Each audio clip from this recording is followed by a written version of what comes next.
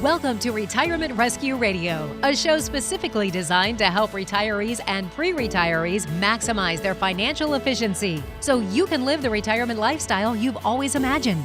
Your host is Nate Miller, investment advisor representative and author of the CPR Retirement Rescue Roadmap. Nate discusses thoughts and ideas from some of today's most knowledgeable professionals in the field of finance. He offers strategies along the way to help you make better financial decisions so you can maximize your retirement. This is Retirement Rescue Radio. All right, Retirement Rescue Radio listeners, this is another episode of Retirement Rescue Radio, and I'm your host, Nate Miller, and I've got Josh Miller here as well. Josh, how you doing? I'm doing good. I hope everybody out there is doing well as well. All right, so another episode of Redneck Retirement Radio / Answer Bag or Mailbag, whatever you want to call it. Two win bags talking about questions. Yeah, I just read the questions, man. Yeah. These are questions that people email into asknate@retirementrescueradio.com. And not only do we answer them on air like this, most of them, but we will actually return the phone call or the email first. So that way you don't have to wait to listen to this.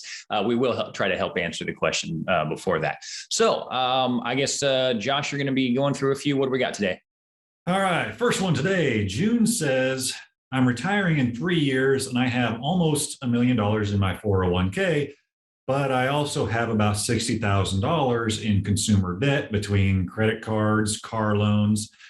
Is it worth taking money out of the 401k now while I'm still working to get the debt paid off? Right. I'm going to say no.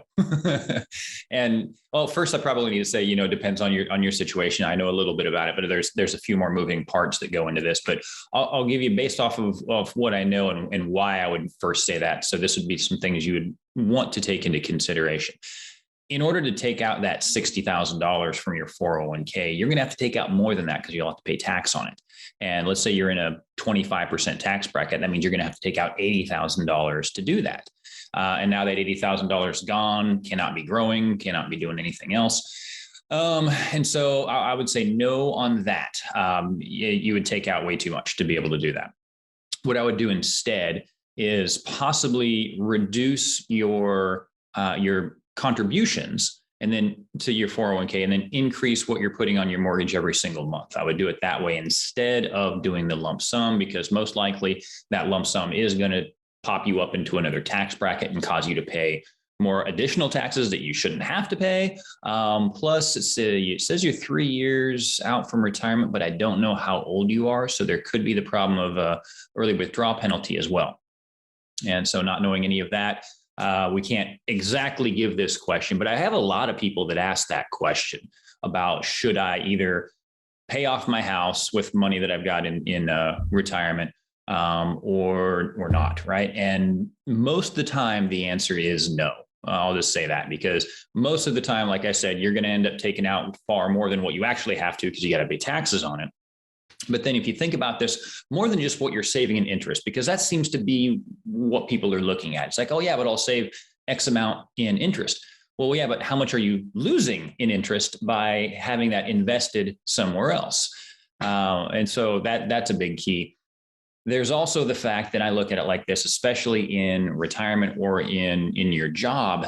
Let's take another step further than this and don't just look at it in a silo as interest and that's it, right?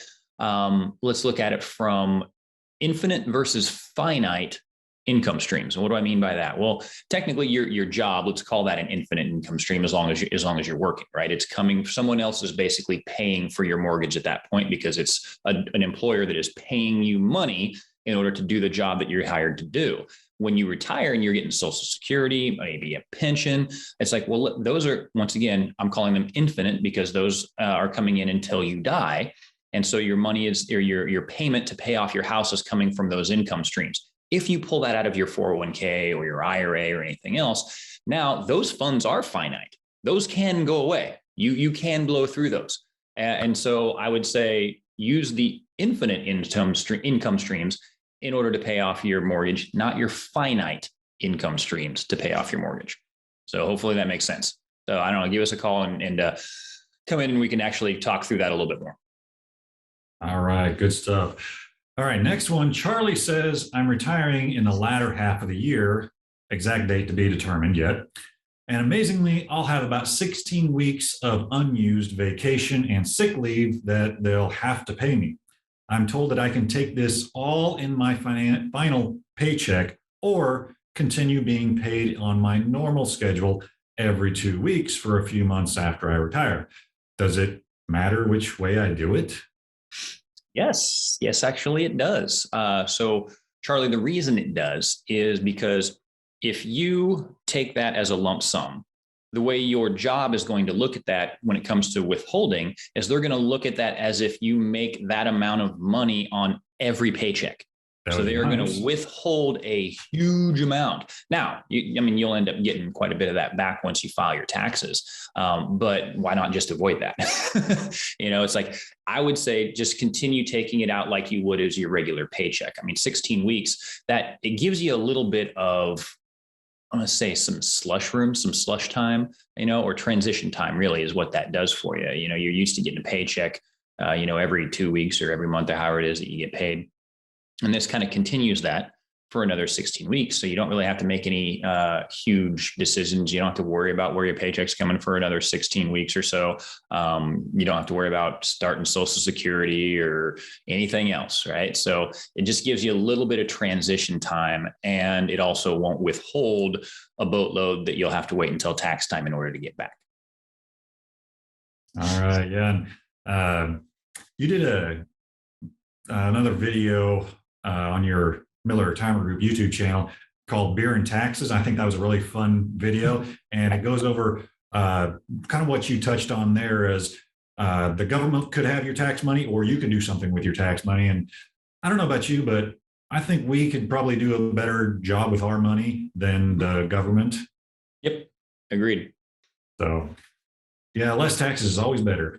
Yes. All right. So Tim says, I'm quite ready to retire, but I won't be old enough for Medicare for another 6 months. Should I just stick it out until then? 6 months. Honestly, 6 months at this point, that's just kind of a personal decision. It's like you could decide to stick it out. It is only 6 more months. Or, go ahead. We have a lot of videos that talks about retiring early and what to do during that time. At this point, you should still be able to be on COBRA, which basically, if you're on COBRA, it means that instead of your employer paying a portion of your healthcare premiums, now you pay all of them. And so that could be a way to go. You could also buy it through the exchange, depending on which one might end up being cheaper for you. But it's only 6 months. At that point, that should not be something that completely blows up a retirement income plan. If that blows up your retirement income plan, then yes, you should definitely wait the other 6 months. But yeah, at that point, it's like, are you so fed up? Is your body just can't take it anymore? It's really a personal decision at that point. 6 months really isn't all that long. But if there's some other factors or other moving parts in that scenario that you want to go over, just go ahead and reach out to us. We can talk about that. All right. So next one. Cheryl says, I just started a new job that has higher upside than my previous job, but a lower base salary. I'm counting on some big commissions in my future, but my base salary is low enough that it would be hard to contribute to a 401k and still pay my bills. Is it okay just to use my commissions for retirement savings, even though those payments will be somewhat irregular? Let's see. I would say it's going to be hard. All right. It'll be difficult to do it. Well, let's do hard things. That's what I got to say. In this case, yes, I would say try to put as much as you can of that salary away, and then anything else that you might need for living or whatever, then you can use some of your commissions for that. But if you're not able to make any commissions in this job, maybe it's not not where you should be. So if you think it's going to be rather simple and straightforward to make these commissions, try to do as much as you can of that base salary into that so that you've got something regularly going in. Because one of the downfalls of retirement savings is if it's not regular and you have to make that decision every single time you get a paycheck, then a lot of times we tend not to save, and we can always find other more fun places to put that in the moment, and then we're not getting anything saved for retirement. So, I mean, shoot, there's books called The Automatic Millionaire, which basically the concept is you set it and forget it. You make the decision one time and it's just automatically pulled out of your paycheck every single month. And by the time you end up retiring, you're a millionaire. That's the whole idea, right? And so that's why I would say put that on autopilot as much as you can. And, if there's tons more upside, it really shouldn't be an issue. You should only be doing the hard stuff or the crimping the pennies just for a little bit of time before those commissions start kicking in. Yeah, all right. Definitely. I know it's helped us quite a bit to put our savings in the first thing once we get our checks, and it's just a no-brainer. Then you don't have to worry especially about if there's a match. If you can at least do up to the match, I would do that with the salary portion. Absolutely. Yes, definitely. So, all right, last one for the day. Devin says, my company matches my 401k contributions, but they do it in the form of company stock. I'm not that excited about owning a lot of company stock, but I also don't want to miss out on any matching funds, which I can understand. Should I still try to put in as much as possible? Yes. Short answer, yes. You should always try to put in as much as possible, as much as you can. And especially if there is a match. Try and what I would say is if they're matching, which sounds like they are, and it's going into company stock, just for diversification purposes, just make sure that you're not putting any of your own funds into company stock, because we don't want to run into an Enron situation or a WorldCom or a pets.com or all those companies, or even GE. GE is a great example, having too much stock in there, right? And so I would say just make sure that you've got enough outside, or that you're not putting into the same company stock within your own contributions. And then I would look into see what, or if there are any penalties or what their policy is about moving money outside of that stock. Is there a holding period? Is there a penalty? What is that? A lot of companies, they might match in company stock, but you've got complete control over where that goes. And so you can move it out. And so that's what I'd recommend. It's like, if they're matching, go ahead and then check out those extra provisions. You can just figure out what the rules are on selling that and moving that over into another portion of your 401k. Also, maybe there's tax implications there as well. So just find out what that is. We've also got a couple, I think, episodes on some of our YouTube channels that do go over some of that, right? Yeah. Is it on our regular Miller Retirement Group? Yep, Miller Retirement Group channel called "Got Company Stock in Your 401k." Talks about the taxes that could be on there and what you can do about it.